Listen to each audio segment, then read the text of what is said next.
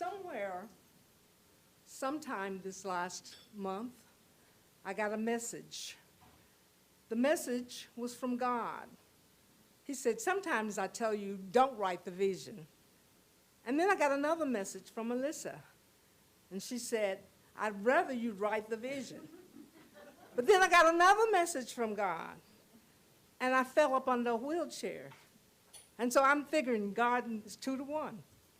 So I am not writing the vision more than I had, but I will show you the picture. One of the small delights of my husband, I call him Honey Sigh. I'm Butterfly Y and he's Honey Sigh. And one of the delights for him is to get out of the ambulance 3 times a week, come into the house and ask me, have you been to the mailbox? Oh, I wouldn't go to the mailbox because that's one of his joys. And I said, oh no, honey, I didn't have time. I didn't feel like going because I love to see him roll down that driveway, go around that corner and look into that mailbox and get that mail. But a few weeks ago, he came in the house with the mail in his wheelchair. He uses a wheelchair. We have 3 wheelchairs because he has to have a choice. And he rolled in, and he said to me, it's another bill.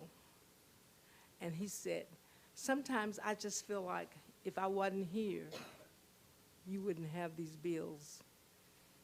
And I said to him in my sweet, sweet self, saying, honey, whatever bill we've got, the government will take care of it. But we both know that's not happening.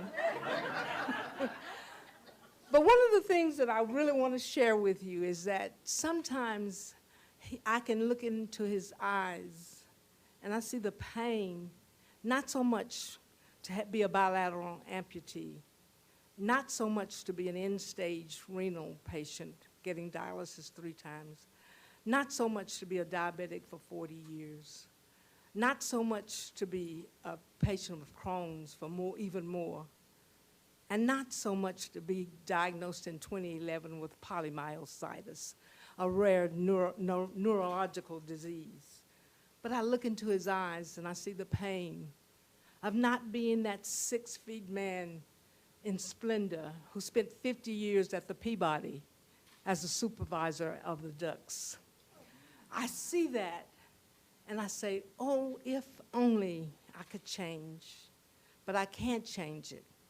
So I just simply named my part of the story, coming from wheelchair to wheeling into joy. And so I'm going to spend just this few minutes to say to you these 5 things. We recently compiled our book, and it is now on Amazon, thank goodness, in Kindle also.